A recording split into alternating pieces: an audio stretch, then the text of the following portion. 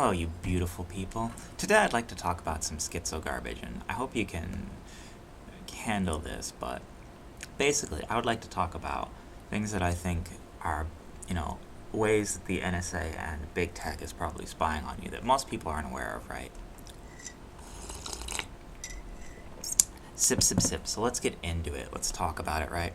So, for those of you who don't know, at the lowest level on your processor, on your computer over here, on your CPU, uh, there's something called machine code, right? So assembly basically takes the argument you present into it and translates it into machine code, and then your processor runs that machine code, right? So I'm not going to go fully into it, but there's like registers and all of those things where it puts certain data and then does, mathematical calculations on that data, right? And so the way it does that is through these opcodes, right? So for instance, it's the actual binary that the processor reads, and so certain combinations do certain things on a CPU, right? There are certain commands, and realistically, that's pretty cool, right? That's a neat concept. But what people have done is someone made something called Shifter, which is a fuzzy processor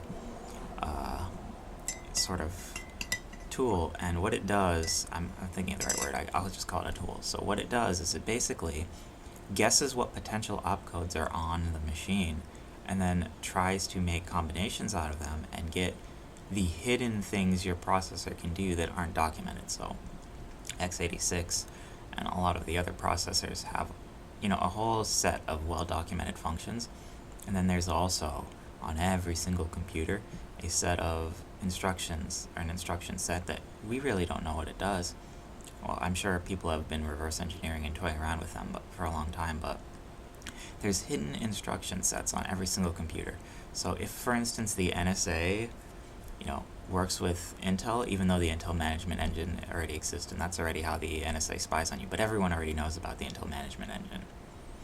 But at the lowest level on your computer, they could be writing software that your processor runs that, for instance, any virus can't even detect because it just looks like garbage, because it's just a random series of opcodes, right?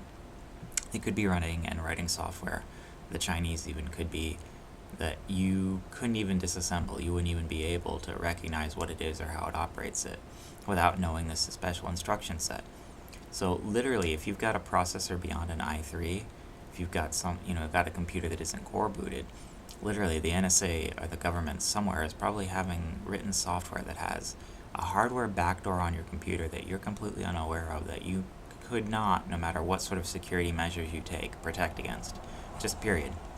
And yeah, that would be processor specific for a lot of people, but like the people that have been messing around with Shifter have already discovered multiple hardware exploits, vulnerabilities, just commands that were put into processors that give them root access, that do all sorts of things that are just crazy, right? So that's one way that I think most people aren't thinking about, where the government can spy on you, can do horrible things to you. Another way is, for instance, in my specialty, through hard drives. So there are all sorts of sectors on a hard drive that the regular user doesn't have access to, right? Yeah, a lot of the complicated ones, HDA, we won't go into that, but I could talk about how easy it would be to hide a program from the government to be able to spy on everything you do from a hardware manufacturer. Like, for instance, there's an area of a hard disk that you don't have access to, right? And that's called the service area on every hard disk. And there are multiple copies of that if you have a multiple disk array of a hard disk. And there's something called reallocated sectors on every hard disk, which is an area of the disk that's designated for if a sector goes bad, a modern hard disk that is, will try and read from the data, copy it to one of these reallocated sectors that are specially aligned for this sort of thing, and then mark that previous sector as bad and stop using it, right? So it tries to get the data, marks it as bad, copies it to a safe place, and then it doesn't use it anymore, right? So that's something modern hard drives do to cope with wear, to cope with loss. It would be so easy, especially if you have, software that's basically hidden and immune to antivirus. And like, it would just look like jumbled data, for instance, if you or I looked at it and we didn't understand these special opcodes at a low level, right? And you could easily do that. You could easily hide that into every single hard drive, every single CPU manufacturer. All of these things could have immense potential for backdoors. And in the reality of the situation is outside of my Skitzo shenanigans thinking, is everyone's got a, cell phone. Like, I don't anymore. I had one because I needed it for work, but, neat life, etc. Like, get a landline if you can. But everyone has a cell phone, which is literally pinging off a cell phone tower every single time. So it's basically a walking tracker on you. Everything on it is probably being sent to someone, and the government and the police and everyone can, request getting access to it. And like forensics at a police station, for instance, can get access to your hard drive. There's a plethora of modern backdoors built into operating systems and everything else to make it extravagantly easy for people to get access to your data, to spy on you, to do everything against you, right? All of this is conspiring against you. And these are just potential things I'm talking about today. But for instance, the phone is something that we know about. Your ISP, pretty much every single service you use coordinates with the government and police to spy on you and report your data. Like, it's pretty crazy. Going forward, if you want to avoid global homo and a lot of these horrible things and live outside of this digital currency, you will eat bugs meta that they're developing for you, you're pretty much going to have to go back to the technological Stone Age.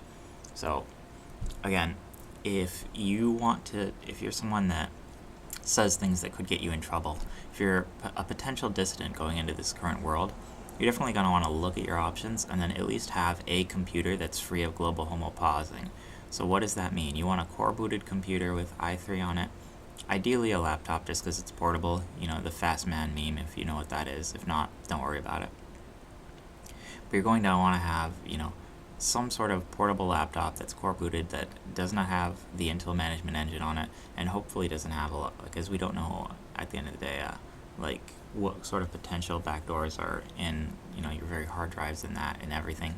And obviously the service area on an SSD, it's a whole nother complicated thing I'm not going to discuss in this video like a lot of the other things.